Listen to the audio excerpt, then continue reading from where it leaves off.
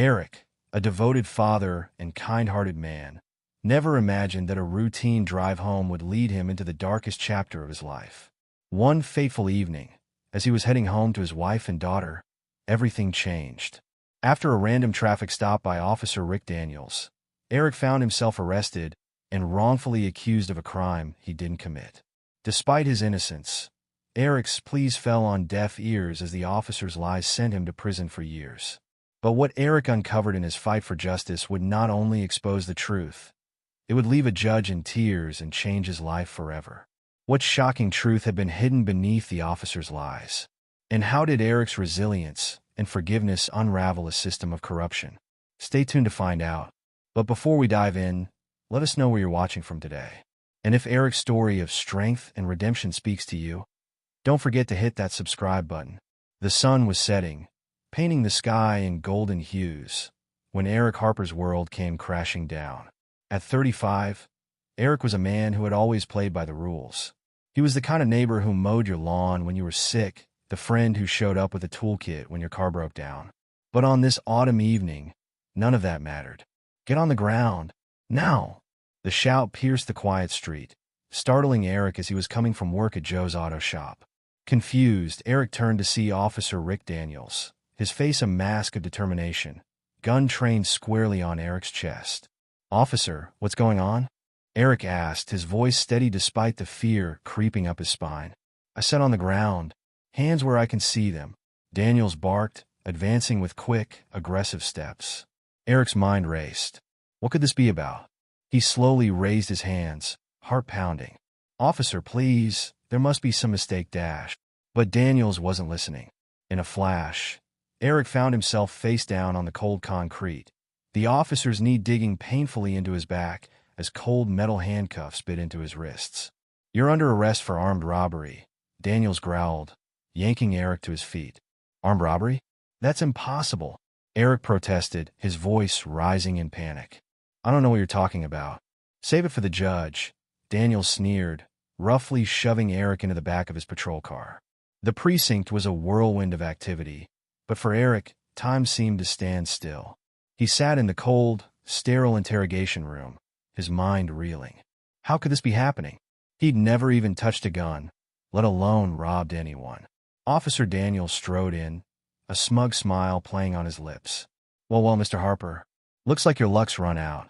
Eric leaned forward, his eyes pleading. "Officer Daniels, please. There's been a terrible mistake. I was nowhere near the scene of the robbery. I'm a mechanic, not a criminal." Daniels' smile only widened. "That's not what the evidence says. We've got an eyewitness who placed you at the scene, and your fingerprints were found on a discarded weapon near the robbery site." Eric's blood ran cold. "That's impossible," he whispered. "I've never been to that part of town, and I certainly never touched any weapon." But Daniels wasn't listening. He was too busy building his case, a case built on lies and fabricated evidence. Eric didn't know it yet, but he was up against a system that was all too willing to believe the worst about a man like him. Days turned into weeks, and Eric found himself standing in a courtroom, facing Judge Helen Armstrong. Known for her fair rulings, Armstrong had a reputation for being tough, but just. Eric clung to the hope that she would see through the lies, that justice would prevail. As the trial progressed, Eric's world crumbled around him. Officer Daniels took the stand, his testimony a web of carefully constructed falsehoods. He spoke of Eric's alleged involvement in the robbery with such conviction that even Eric began to doubt his own memories. "Your Honor," Daniels said, his voice dripping with false sincerity, "I saw Mr. Harper fleeing the scene of the robbery. When we apprehended him, we found evidence linking him directly to the crime." Eric's lawyer, a public defender overwhelmed with cases, tried his best to poke holes in Daniels' story. But against the word of a decorated officer and the fabricated evidence, it was an uphill battle. When it was Eric's turn to testify, he spoke from the heart. "Your Honor, members of the jury, I swear to you I'm innocent. I've never committed a crime in my life. I'm a hard-working man, trying to provide for my family. Please, you have to believe me." As Eric spoke, he could see the doubt in Judge Armstrong's eyes. She wanted to believe him, but the evidence seemed overwhelming. In the gallery, Alyssa sat with Maya, both of them fighting back tears. The jury's deliberation was shockingly brief. When they returned with a guilty verdict, Eric felt the floor drop out from beneath him. He barely heard Judge Armstrong's words as she sentenced him to 10 years in prison. Eric Harper, based on the evidence presented and the jury's verdict, I hereby sentence you to 10 years in state prison, Judge Armstrong declared, her gavel falling with a finality that echoed through Eric's very soul. As he was led away in handcuffs, Eric caught a final glimpse of Alyssa and Maya. His wife's face was a mask of anguish, while his daughter looked lost and confused. "I love you," he called out. "I'll fight this, I promise." The prison doors closed behind Eric with a resounding clang, sealing him away from the life he knew. As he was processed, stripped of his identity, and given a number, the reality of his situation began to sink in. 10 years. A decade of his life, stolen by lies. In his cell that first night, Eric lay on the hard bunk, staring at the ceiling. How had this happened? How could a system designed to protect the innocent fail so spectacularly? As he closed his eyes, trying to block out the sounds of the prison around him, Eric made a silent vow. He would not let this break him. He would fight, not just for his freedom, but for the truth. Little did Eric know, his fight was just beginning. The corruption that had landed him in prison ran deeper than he could imagine, a tangled web of lies and prejudice that would take years to unravel. The harsh clang of metal against metal echoed through the prison corridors as Eric Harper trudged back to his cell after another long day in the prison workshop. 5 years had passed since that fateful morning when Officer Daniels had torn him away from his family, but the pain and bitterness still gnawed at him like a festering wound. As he entered his cramped cell, Eric's eyes fell on the small photo taped to the wall above his bunk. It showed Alyssa and Maya on their last visit 3 months ago. Maya was now 13, growing into a young woman without her father by her side. The sight of their faces, smiling bravely for the camera, sent a sharp pang through Eric's heart. "I shouldn't be here," he muttered, his fists clenching at his sides. All because of that lying cop. Eric's mind drifted back to his life before prison, the memories as vivid and painful as an open wound. He saw himself in Joe's auto shop, the familiar smell of oil and grease filling his nostrils as he worked on an old Chevy. Joe's voice rang in his ears. "Eric, my boy, you've got a gift with these engines. One day, this shop could be yours." The scene shifted, and he was in his backyard, pushing 8-year-old Maya on the swing he'd built himself. Her laughter filled the air, pure joy radiating from her small face.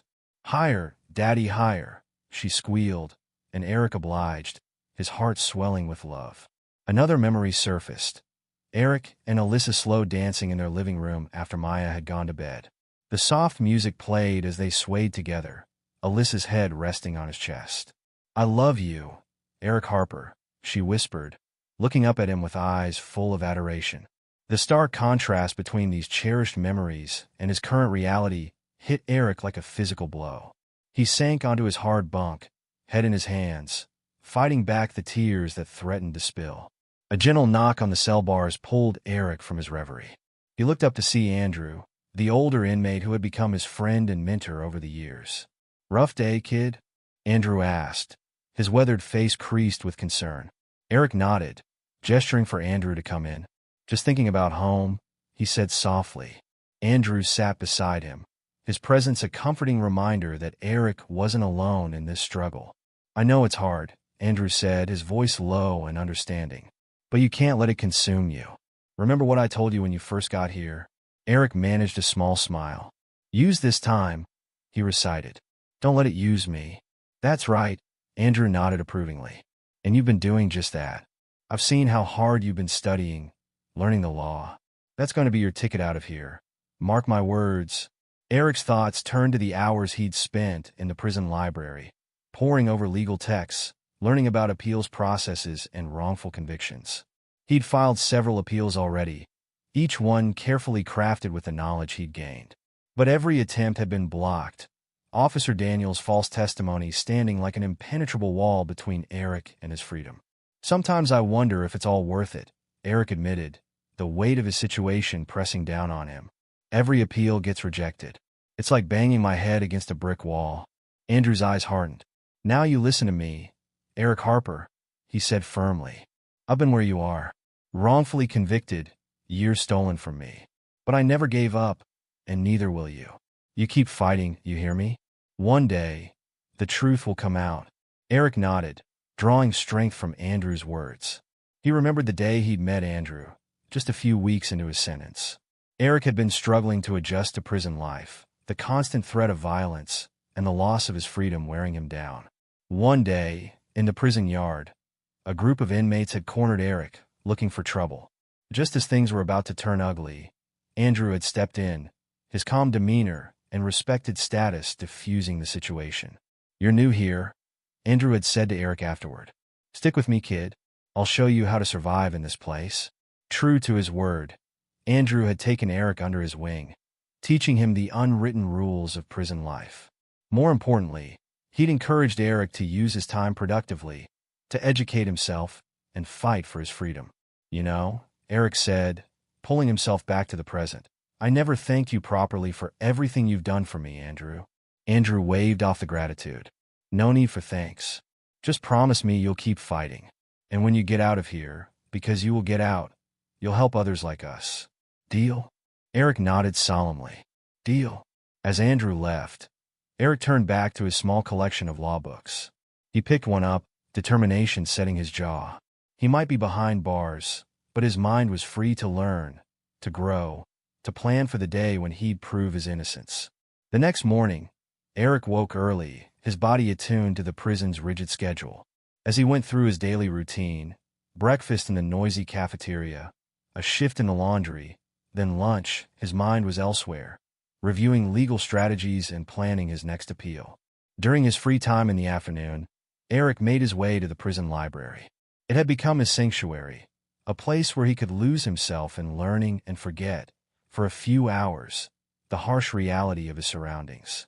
As he settled at his usual table, a stack of law books before him, Eric caught sight of a new inmate looking lost among the shelves. The young man's scared eyes and nervous demeanor reminded Eric of himself when he'd first arrived. "Hey," Eric called out softly. "You looking for something specific?" The young man startled, then approached cautiously. I don't know," he admitted. "I just thought I should try to learn something while I'm in here." Eric smiled encouragingly. "That's a good start. I'm Eric. Why don't you join me? I can show you some basics about legal research." As Eric guided the newcomer through the basics of legal terminology and research techniques, he felt a sense of purpose wash over him. This was what Andrew had meant about helping others.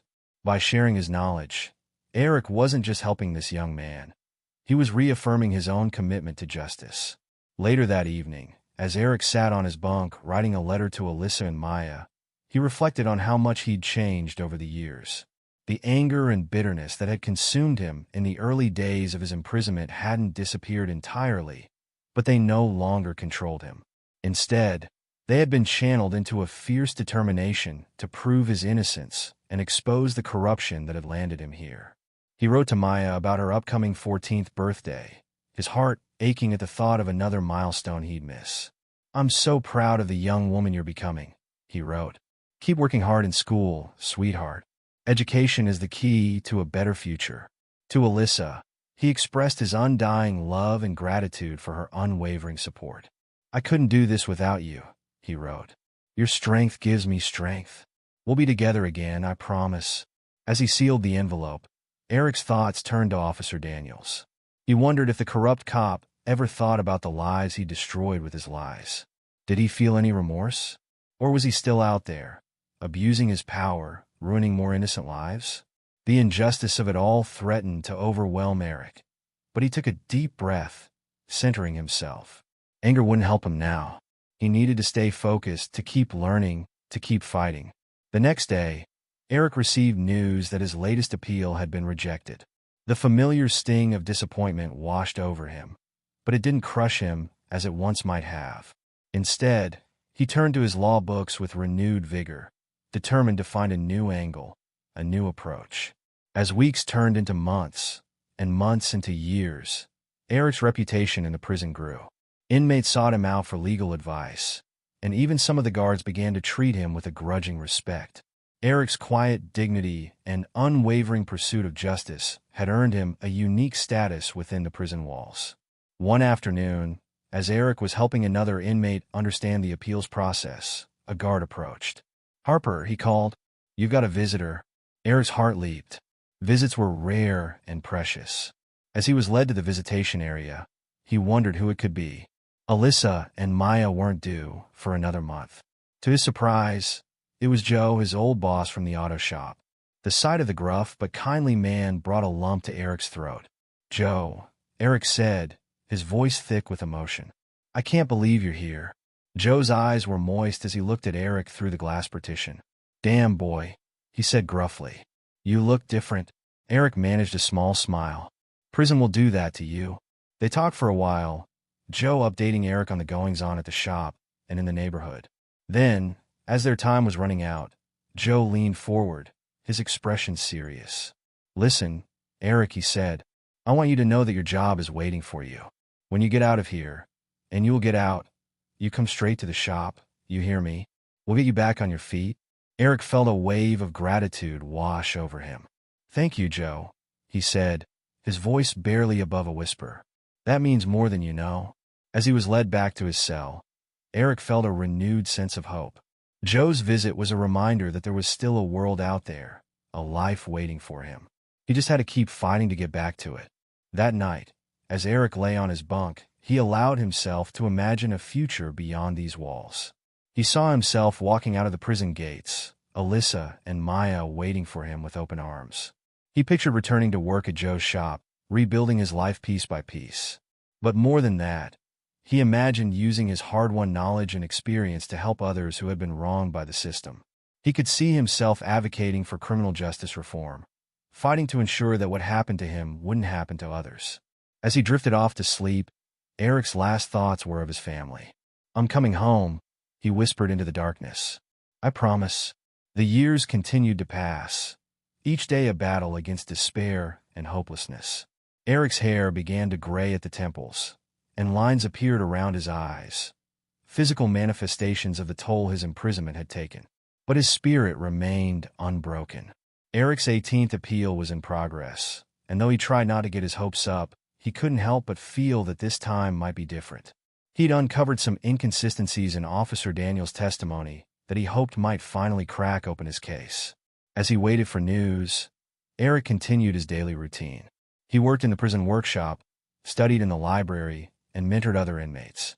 Each night, he looked at the photo of Alyssa and Maya, drawing strength from their smiles. One day, as Eric was deep in conversation with Andrew in the prison yard, a guard approached. "Harper," he called, "Warden wants to see you." Eric exchanged a puzzled look with Andrew. A summons to the warden's office was rarely good news. As he followed the guard, Eric's mind raced. Had his appeal been rejected again? Was there news from home? The warden, a stern woman named Harriet Mills, looked up as Eric entered her office. "Sit down, Harper," she said, gesturing to the chair in front of her desk. Eric sat, his heart pounding. "Is everything all right, Warden?" he asked. Warden Mills regarded him for a long moment, her expression unreadable. Then, to Eric's shock, she smiled. It was small, barely there, but it was unmistakably a smile. "Harper," she said, "I've been keeping an eye on you for years now. I've seen how you've conducted yourself, how you've helped other inmates, how you've never stopped fighting for your freedom." She paused, letting her words sink in. "I've also seen your appeals, each one more sophisticated than the last. I have to admit, I started to wonder if there might be something to your claims of innocence." Eric sat perfectly still, hardly daring to breathe. Was this going where he thought it was going? "I've been in touch with a new prosecutor in the DA's office," Warden Mills continued. "Sandra Marshall. She's been looking into some of Officer Daniel's old cases, and, well, she's found some discrepancies." Eric's heart was racing now. "What does this mean?" he asked, his voice barely above a whisper. "It means, Mr. Harper, that your case is being reopened," the warden said. "Ms. Marshall believes there's enough new evidence to warrant a new trial." The world seemed to tilt on its axis. Eric gripped the arms of his chair, struggling to process what he was hearing. "A new trial?" he repeated, hardly daring to believe it. Warden Mills nodded. "It's not freedom, not yet. But it's a chance, Harper. A real chance." As Eric walked back to his cell in a daze, the full impact of what had just happened began to sink in. A new trial. A chance to prove his innocence. A chance to go home. He thought of Alyssa and Maya, of Joe and his old life. He thought of Andrew and all the other inmates he'd befriended over the years. He thought of Officer Daniels, the man whose lies had stolen a decade of his life. And as he entered his cell, Eric Harper did something he hadn't done in years.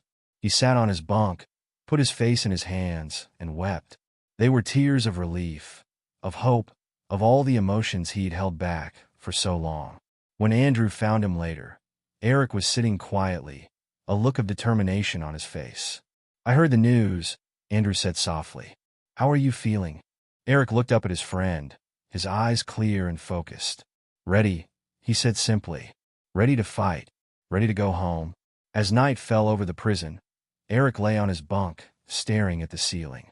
For the first time in 10 years, he allowed himself to truly hope. Whatever came next, he knew one thing for certain. He would never stop fighting for the truth. And someday, somehow, justice would prevail.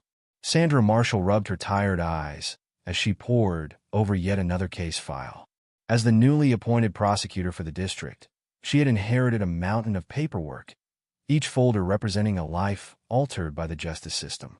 But there was something about this particular case that nagged at her. "Eric Harper," she murmured, flipping through the pages. "Convicted of armed robbery, sentenced to 10 years. Her brow furrowed as she read the details of the case. The evidence seemed solid at first glance, but there was something off about the arresting officer's testimony. Sandra reached for another file, then another. A pattern began to emerge, centered around one name: Officer Rick Daniels. In case after case, Daniels' testimony was pivotal, his evidence always perfectly aligned to secure a conviction. Too perfectly, Sandra realized with growing unease. Determined to uncover the truth, Sandra began digging deeper into Daniels' past cases. She interviewed witnesses, re-examined evidence, and slowly, a disturbing picture began to take shape. Officer Rick Daniels, it seemed, had a history of manipulating evidence and coercing witnesses to close cases quickly. As Sandra delved further into Eric Harper's case, she uncovered a series of inconsistencies that she couldn't ignore. Witness statements that contradicted Daniels' account, timestamps that didn't add up, and most damning of all, security footage from a gas station miles away from the crime scene. "Oh my God," Sandra whispered as she watched the grainy video. There, clear as day, was Eric Harper filling up his car at the exact time the robbery was taking place across town. Her heart raced as the implications sank in. An innocent man had spent years in prison because of a corrupt cop's lies. With trembling hands, Sandra picked up her phone. "Your Honor," she said when Judge Helen Armstrong answered, "I need to speak with you urgently about the Eric Harper case." Hours later, Sandra stood before Judge Armstrong in her chambers, laying out the evidence she had uncovered. The judge listened intently, her face growing more troubled with each revelation. "Are you absolutely certain about this, Ms. Marshall?" Judge Armstrong asked, her voice tight with concern. Sandra nodded firmly. "Yes, Your Honor. The evidence is clear. Eric Harper is innocent, and Officer Daniels has been falsifying evidence and testimony for years." Judge Armstrong sank back in her chair, the weight of the situation evident in her posture. "I sentenced that man to 10 years in prison," she said softly, more to herself than to Sandra.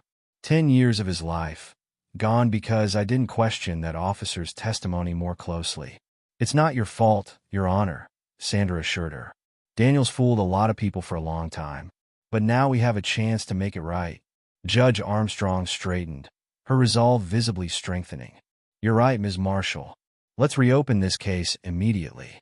It's time for the truth to come to light." The news of Eric Harper's case being reopened sent shockwaves through the legal community. As the day of the hearing approached, tension built in the courthouse. Reporters camped outside, sensing a big story in the making. Inside the courtroom, Eric sat at the defendant's table, his face a mask of calm determination. 10 years in prison had aged him, but there was a quiet strength in his bearing that commanded respect. Beside him, his wife Alyssa clutched his hand, her eyes never leaving his face. As Judge Armstrong entered and took her seat, a hush fell over the room. Sandra Marshall rose, her voice steady as she addressed the court. "Your Honor, New evidence has come to light that not only exonerates Eric Harper, but also reveals a disturbing pattern of misconduct by the arresting officer, Rick Daniels. Sandra proceeded to present her findings, meticulously laying out the trail of deception that had led to Eric's wrongful conviction. As she spoke, gasps and murmurs rippled through the courtroom. "And finally, Your Honor," Sandra said, her voice rising with conviction, "we have security footage that proves conclusively that Eric Harper was miles away from the scene of the crime at the time of the robbery." As the video played on the courtroom screen, Eric closed his eyes, overwhelmed by the moment he had dreamed of for so long. Judge Armstrong's face was grave as she turned to the prosecution. "Does the state wish to call any witnesses?" The lead prosecutor stood, his face ashen. "Yes, Your Honor." The state calls Officer Rick Daniels to the stand. A ripple of anticipation ran through the courtroom as Daniels took the stand. Gone was the confident swagger he had displayed 10 years ago. Now, he looked nervous, his eyes darting around the room. Sandra approached the witness stand, her gaze unwavering. "Officer Daniels, can you explain the discrepancies between your testimony in Mr. Harper's original trial and the new evidence we've presented today?" Daniels shifted uncomfortably. I'm not sure what you mean. I testified to the best of my recollection." "Your recollection?" Sandra's voice was sharp. "Officer Daniels, we have proof that you fabricated evidence. You planted Mr. Harper's fingerprints on a weapon he never touched. You coerced witnesses into identifying him. How do you explain that?" The color drained from Daniels' face. He looked desperately around the courtroom, as if searching for an escape route. I was just trying to do my job," he stammered. "Sometimes you have to push things along to get results." A collective gasp went up from the spectators. Sandra pressed on, her voice rising. "Push things along? You mean falsify evidence? Lie under oath? Destroy an innocent man's life?" Daniels crumbled under the onslaught of questions. "You don't understand," he blurted out. "The pressure to close cases, and Harper, he fit the profile. I thought." "You thought what?" Sandra demanded. "That because Eric Harper was a black man, he must be guilty? That it was okay to rob him of 10 years of his life based on nothing but your prejudice and desire for a quick win?" The courtroom erupted in outrage. Judge Armstrong banged her gavel, calling for order. "Officer Daniels," she said, her voice cold with fury, "you are hereby held in contempt of court. Bailiff, take him into custody." As Daniels was led away in handcuffs, Judge Armstrong turned to Eric. Her face was etched with remorse. "Mr. Harper, I cannot begin to express how deeply sorry I am for the grave injustice that has been done to you. In light of this new evidence, I hereby declare you innocent of all charges. You are a free man." The courtroom exploded in cheers and applause.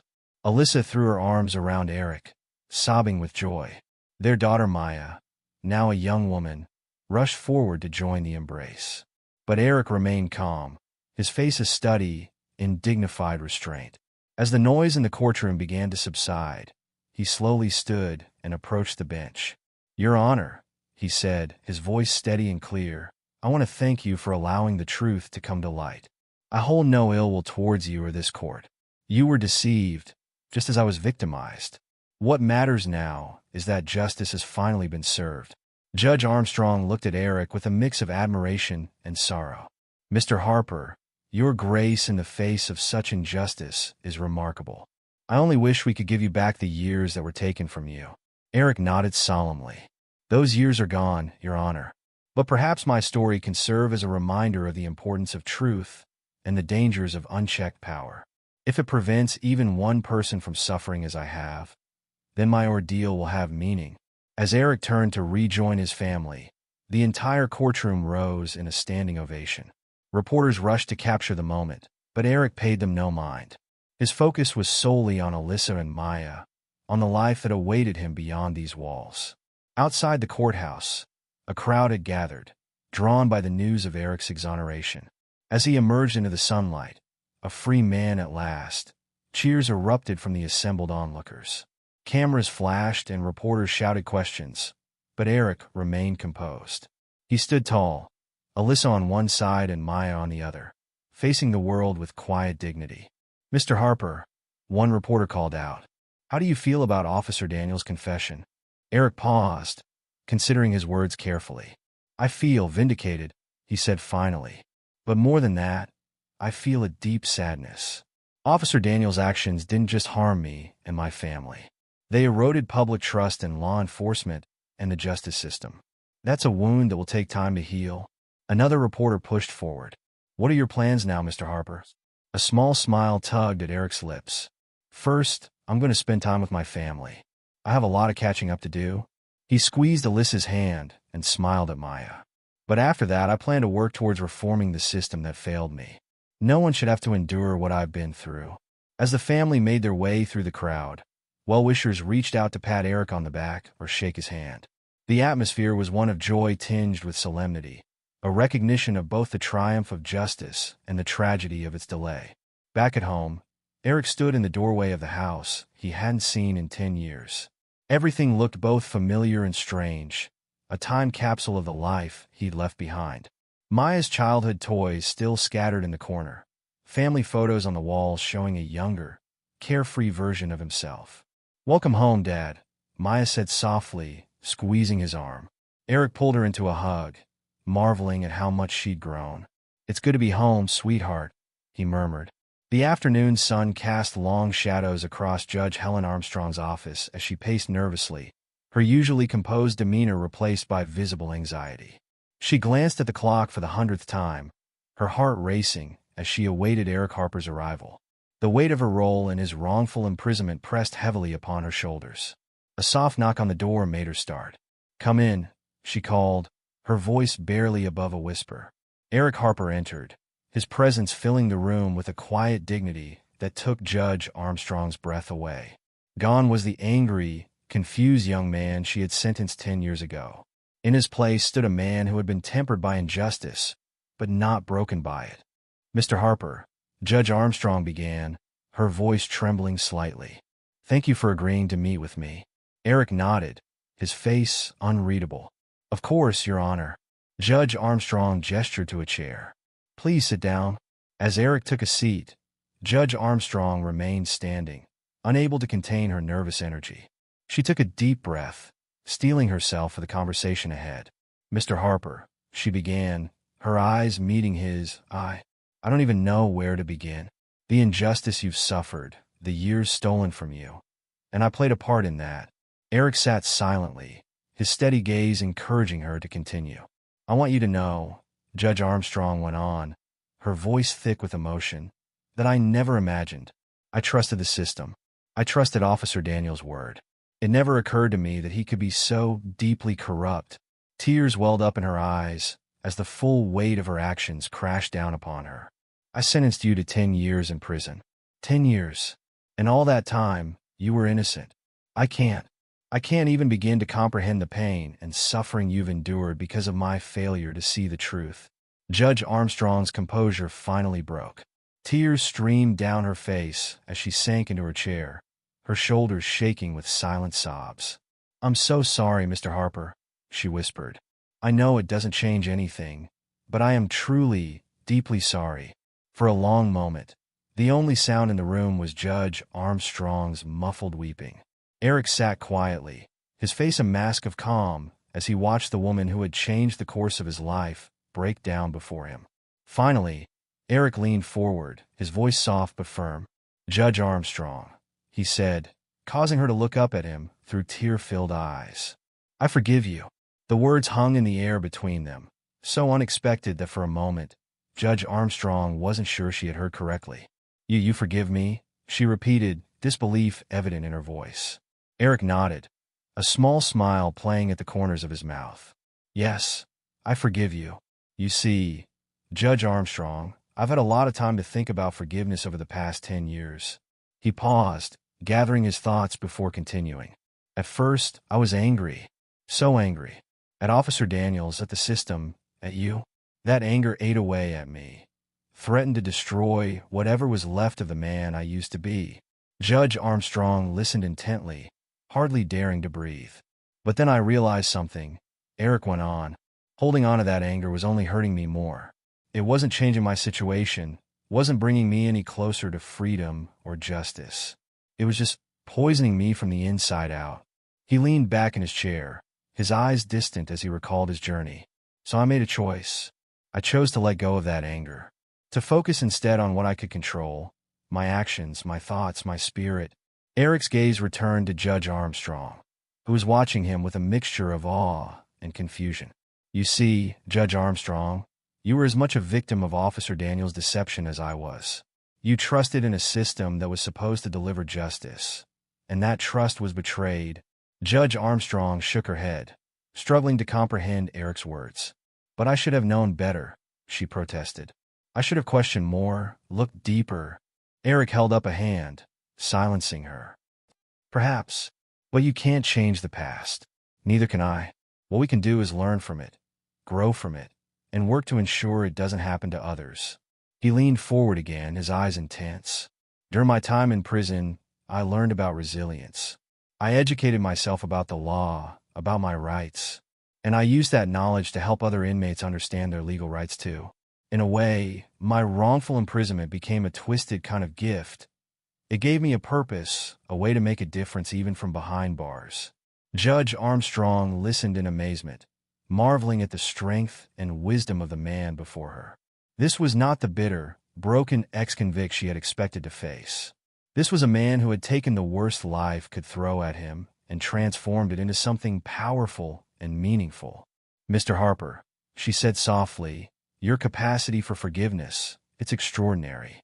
I don't know if I could be so gracious in your position. Eric smiled, a genuine warmth in his expression. Forgiveness isn't about being gracious, Judge Armstrong. It's about freedom.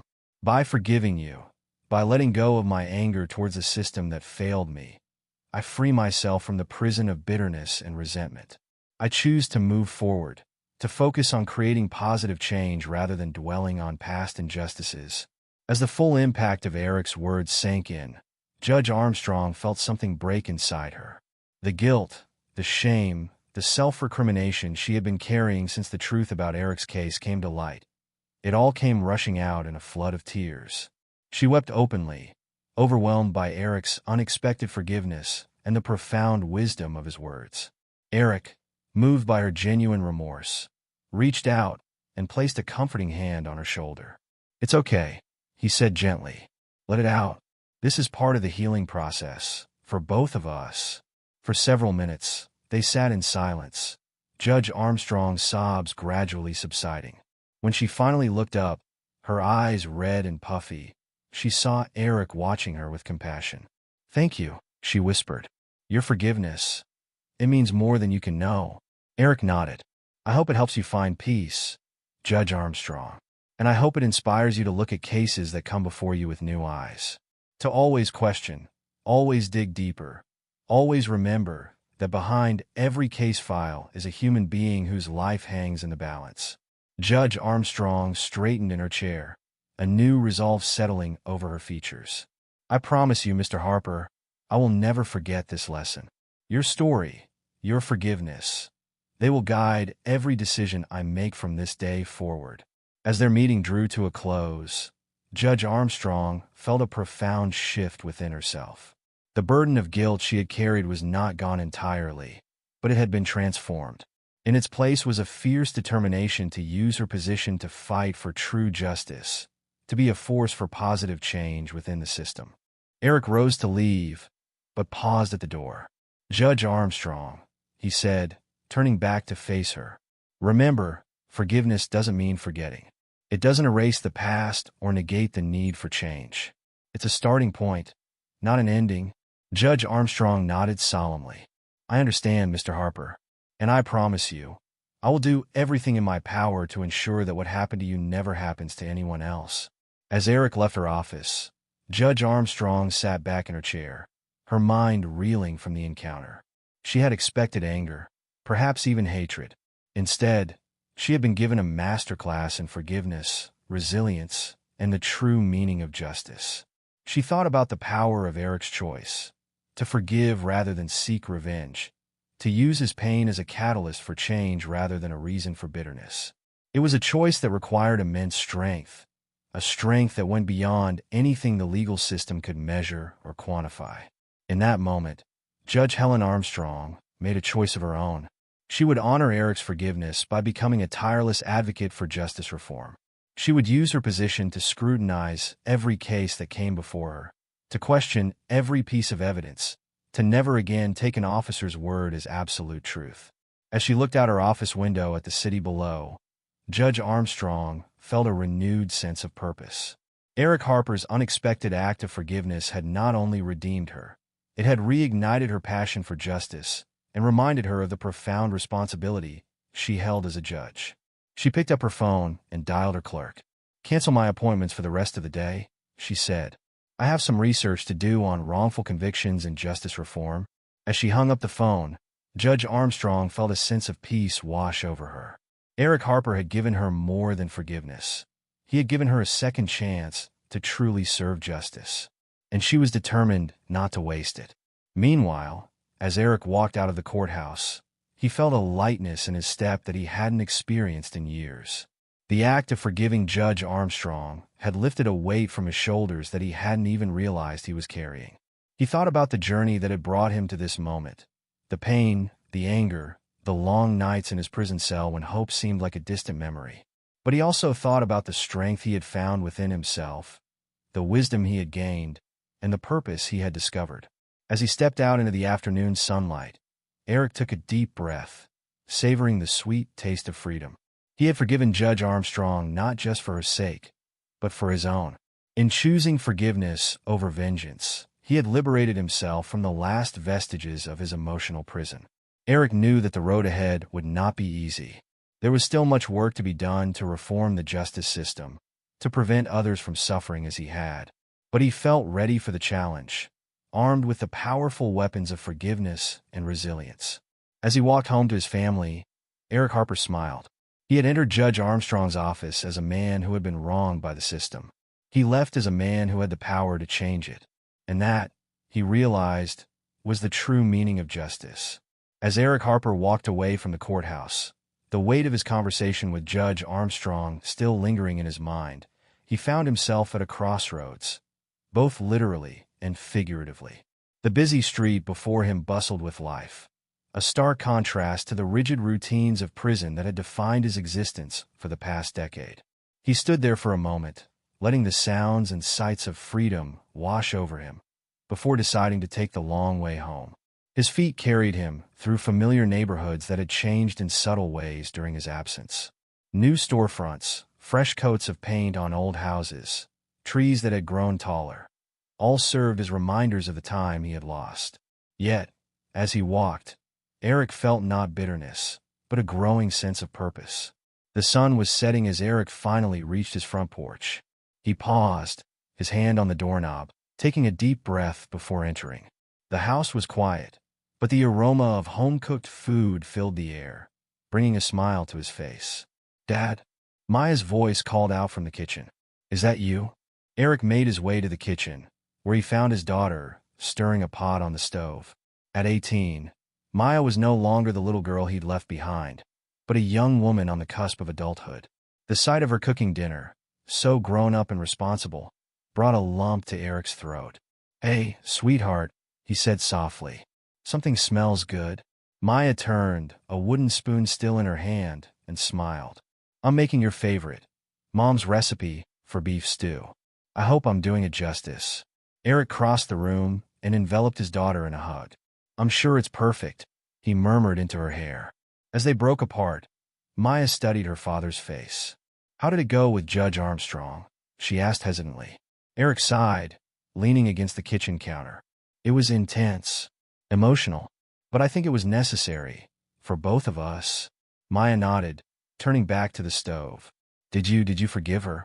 The question hung in the air for a moment before Eric answered. "Yes, I did. It wasn't easy, but it was the right thing to do."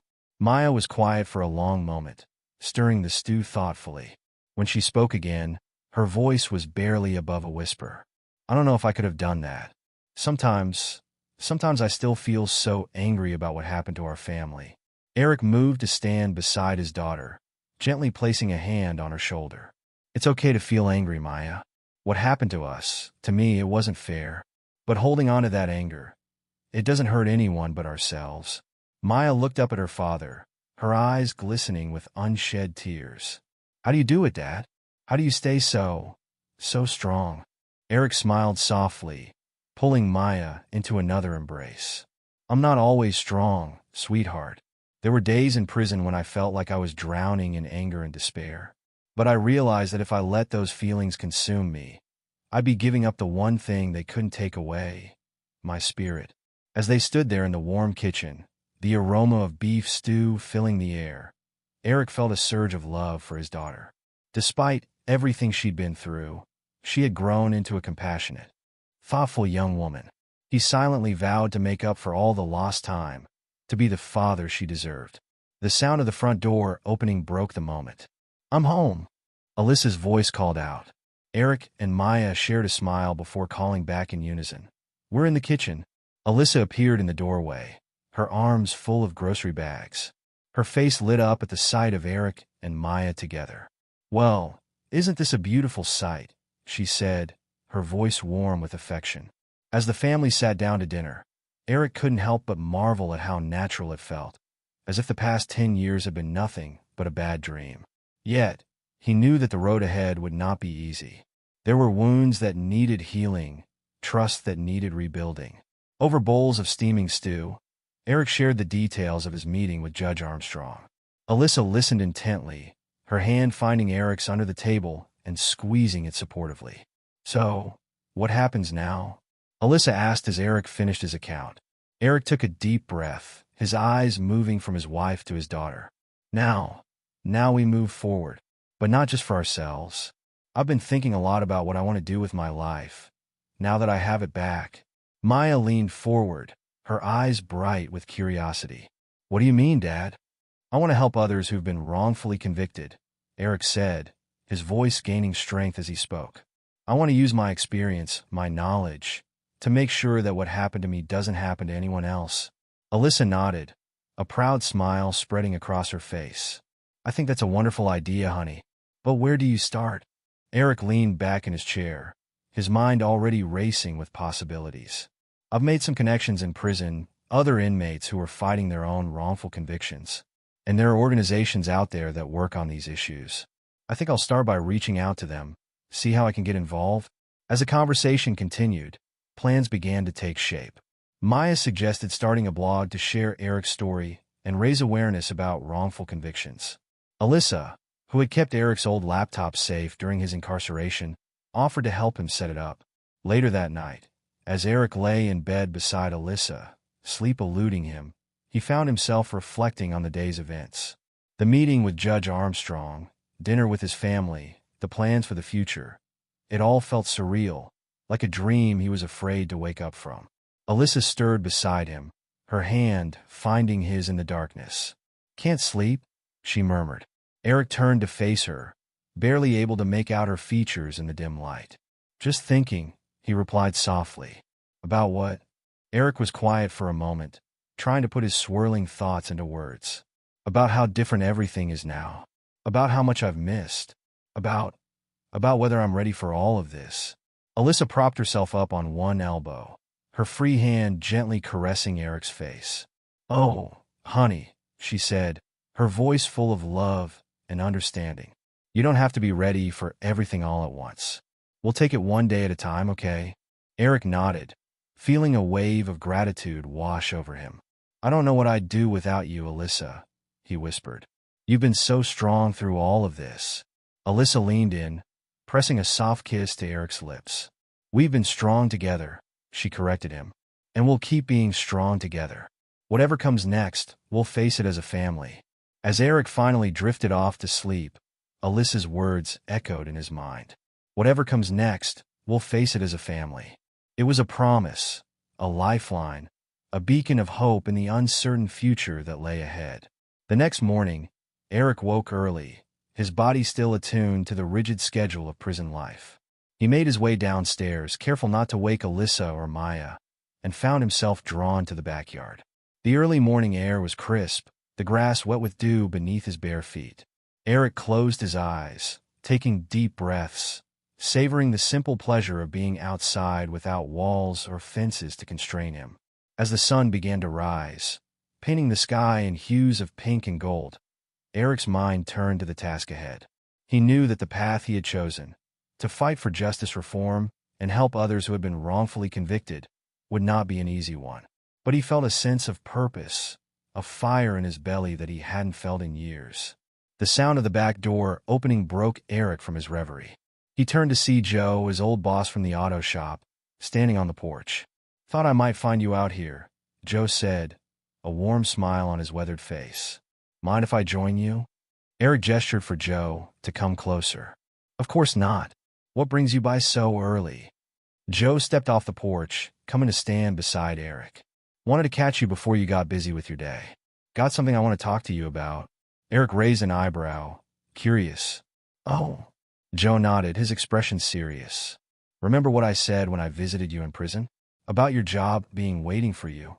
"I remember," Eric said softly, touched by the memory of Joe's unwavering support. "Well, I've been thinking," Joe continued. "The offer still stands. You've always got a place at the shop if you want it. But I've also been following the news, hearing about your plans to work on justice reform." Eric nodded, wondering where Joe was going with this. "So, I had an idea," Joe said, a hint of excitement creeping into his voice. "What if we used the shop as a base for your work? We got that old office in the back that's just collecting dust. We could fix it up, make it a proper workspace for you. And maybe we could even start a program, to help ex-cons get back on their feet. Teach them a trade." Eric stared at Joe, momentarily speechless. Of all the things he had expected from this conversation, this wasn't it. "Joe," he finally managed, his voice thick with emotion. That's incredible. But are you sure? It's a big risk mixing business with something like this." Joe clapped a hand on Eric's shoulder, his grip firm and reassuring. "Son, I've known you since you were knee-high to a grasshopper. You're like family to me. And family takes risks for each other. Besides," he added with a wink, "I reckon having a local hero working out of my shop might be good for business."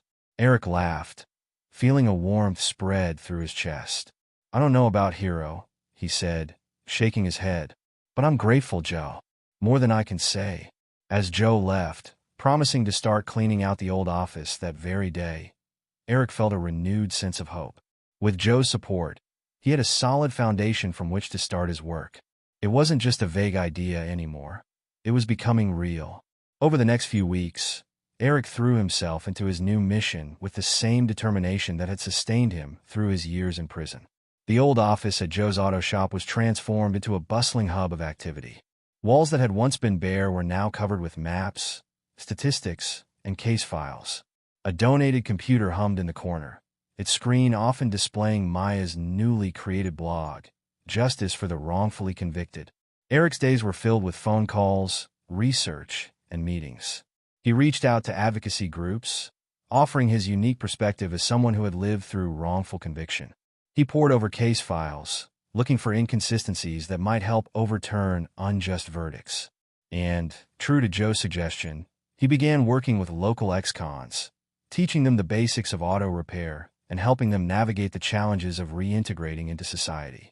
One afternoon, as Eric was deep in conversation with a potential volunteer, a familiar face appeared in the doorway of his office. "Mr. Harper?" Sandra Marshall, the prosecutor who had reopened Eric's case, stood there, a tentative smile on her face. "Do you have a moment?" Eric excused himself from his conversation and invited Sandra in.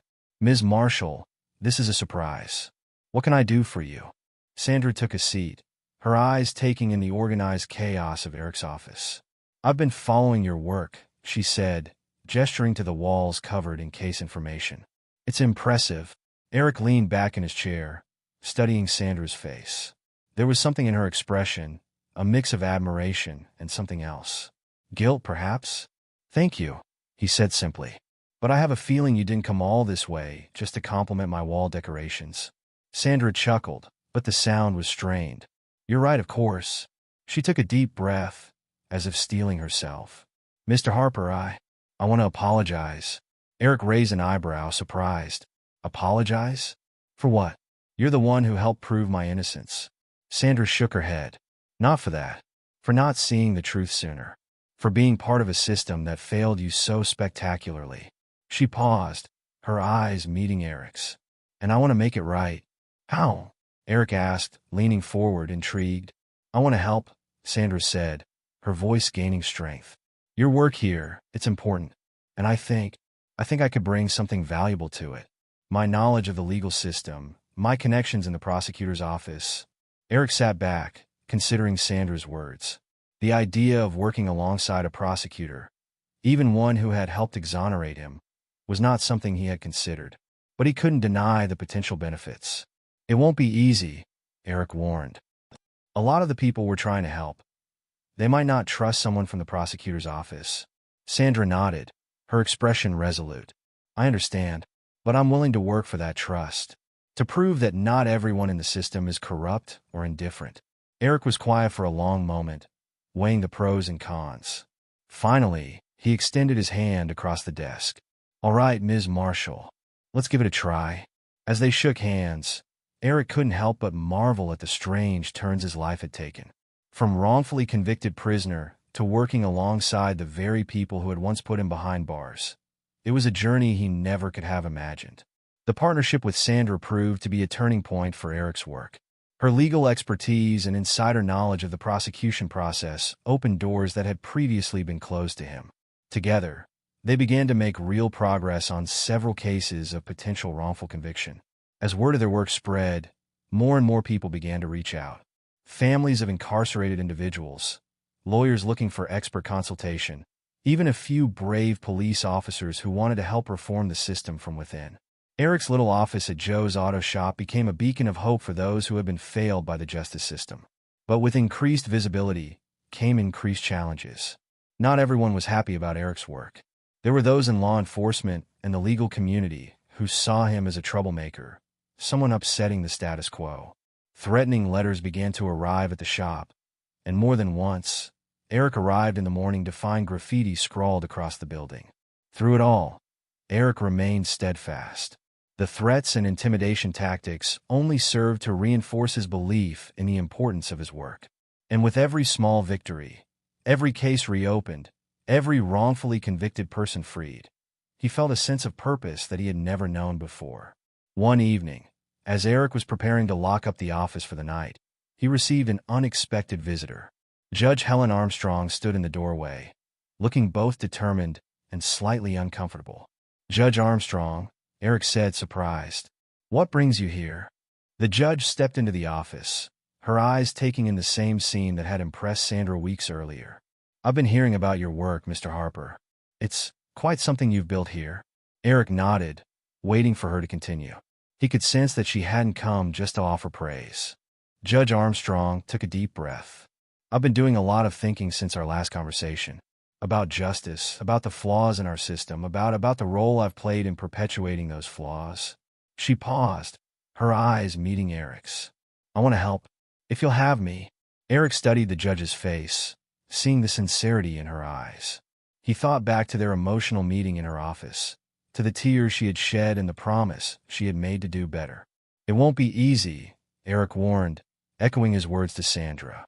There will be people who won't understand why you're working with us. It could affect your career. Judge Armstrong nodded, a wry smile on her face. I'm counting on it. It's time for some changes in our courtrooms, Mr. Harper. And I think working with you might be the best way to make those changes happen. As Eric shook hands with Judge Armstrong, sealing their new partnership, he felt a sense of coming full circle. The very people who had once been part of his wrongful conviction were now joining him in the fight for justice reform. That night, as Eric shared the news of Judge Armstrong's offer with Alyssa and Maya over dinner, he felt a swell of emotion. Looking at the faces of his wife and daughter, seeing the pride and love shining in their eyes, he knew that he was exactly where he was meant to be. You know, Maya said, a thoughtful expression on her face, when you first told us about wanting to work on justice reform, I was worried. I thought it might mean you'd be reliving your trauma every day.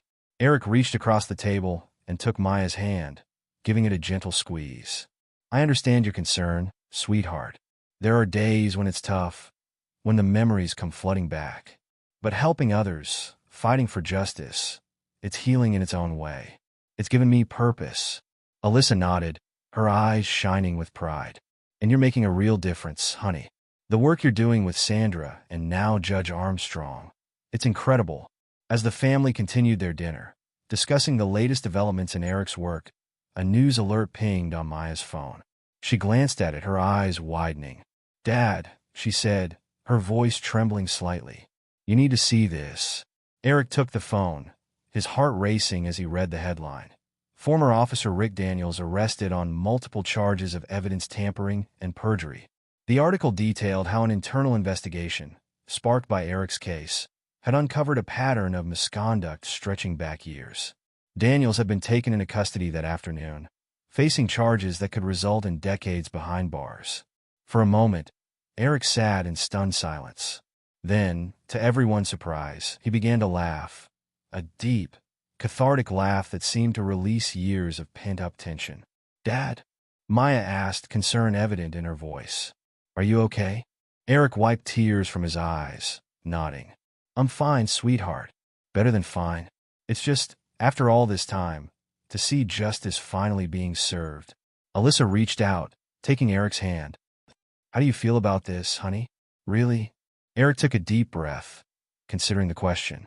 "Honestly, I thought I'd feel more vindictive. But mostly, I'm just relieved. Relieved that he can't hurt anyone else the way he hurt me." The family spent the rest of the evening discussing the implications of Daniel's arrest.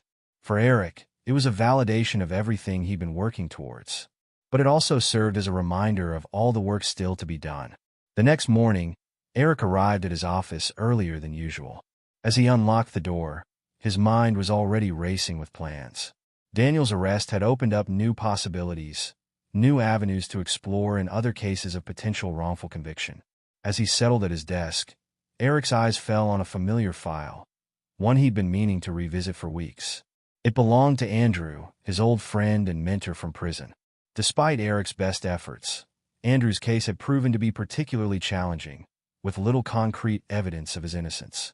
Inspired by the breakthrough in his own case, Eric pulled Andrew's file towards him, determined to find something, anything, that might help his friend. As he pored over the documents for what felt like the 100th time, a detail caught his eye. It was small, easily overlooked, but it made Eric's heart race. In the original police report, there was a mention of security camera footage from a convenience store near the scene of the crime. But in all the court documents and evidence logs, there was no further mention of this footage. It was as if it had simply disappeared. Eric reached for his phone, his fingers flying over the keypad as he dialed Sandra's number. "Sandra," he said as soon as she picked up, not bothering with pleasantries. "I need your help. I think I've found something in Andrew's case." Over the next few weeks, Eric and Sandra worked tirelessly on Andrew's case. They tracked down the owner of the convenience store, who confirmed that the police had indeed taken the security footage. But when they tried to obtain a copy from the police department, they hit a wall of bureaucracy and excuses. It wasn't until Judge Armstrong got involved, using her authority to cut through the red tape, that they finally made progress. The footage, long thought lost or destroyed, was found buried in an evidence locker. And what it showed changed everything. The grainy video clearly showed Andrew entering the store at the exact time the crime he was convicted of was taking place across town. It was irrefutable evidence of his innocence, evidence that had been deliberately suppressed. With this new information, Eric and his team were able to fast-track a motion for a new trial. The day Andrew walked out of prison, a free man after 15 years of wrongful imprisonment, was one of the proudest moments of Eric's life. As Eric embraced his old friend outside the prison gates, tears streaming down both their faces, he felt a sense of completion. He had kept his promise, not just to Andrew, but to himself. "I told you I'd get you out," Eric said, his voice choked with emotion. Andrew, his hair now gray and his face lined with years of hardship, smiled through his tears. "I never doubted you for a second, kid." The media frenzy that followed Andrew's exoneration and the revelation of further police misconduct brought Eric's work into the national spotlight. Suddenly, he was being invited to speak at law schools, to testify before state legislatures, to share his story and his mission with a wider audience. It was overwhelming at times, but Eric never lost sight of why he was doing this work. Every time he felt tired or discouraged, he thought of Andrew, of all the others still fighting to prove their innocence, and he found the strength to keep going. As the months passed, Eric's organization grew. What had started as a one-man operation in a small office at Joe's auto shop had blossomed into a full-fledged nonprofit with a team of dedicated lawyers, investigators, and advocates. 1 year to the day after his own exoneration, Eric stood before a crowd gathered for the grand opening of the Harper Center for Justice Reform. The building, a renovated warehouse not far from Joe's shop, would serve as a hub for their expanded operations. As Eric prepared to cut the ribbon, he looked out at the faces in the crowd. There was Alyssa and Maya, beaming with pride. Joe, standing tall despite his advancing years. Sandra and Judge Armstrong, now integral parts of his team. And Andrew, finally able to start rebuilding his life. A wise man once told me, Eric began, his voice carrying across the hushed crowd, that when you get out of prison, you come straight to the shop. That there be a place for you, a chance to get back on your feet. He smiled at Joe, who nodded back, his eyes glistening. Today, we're opening more than just a building. We're opening a door to justice, to redemption, to hope. For every person who has been wrongly convicted, for every family torn apart by a broken system, this place will stand as a beacon of hope. Eric paused, looking down at the ribbon in his hands. But this center, this work, it's not about me. It's about all of us. It's about building a justice system that truly serves justice. It's about creating a world where what happened to me, to Andrew, to countless others, never happens again. With a final nod to the crowd, Eric cut the ribbon. As cheers erupted, he felt Alyssa's arm slip around his waist, Maya's hand grasping his. "I'm so proud of you, Dad," Maya whispered. Eric pulled his family close, overwhelmed by the journey that had brought him to this moment. From the depths of despair in a prison cell to standing here, surrounded by love and purpose, it was more than he could have ever imagined. As the celebration continued around them, Eric's thoughts turned to the future. There was still so much work to be done, so many lives to touch, so many wrongs to right. But looking at the faces of his loved ones, his friends, his team, he knew that whatever challenges lay ahead, he wouldn't face them alone. The Harper Center for Justice Reform stood as a testament to the power of resilience, of forgiveness, of never giving up in the face of injustice. And for Eric Harper, it was just the beginning backslash. And that's the powerful story of Eric, a tale of resilience, forgiveness, and the fight for justice. Thanks to his determination and the uncovering of a corrupt officer's lies, Eric not only reclaimed his freedom, but also paved the way for justice and accountability. If this story of strength and redemption moved you, let us know in the comments below. We hope it serves as a reminder that even in the face of injustice, resilience and truth can prevail. Thank you for watching, and don't forget to subscribe for more inspiring stories like this one.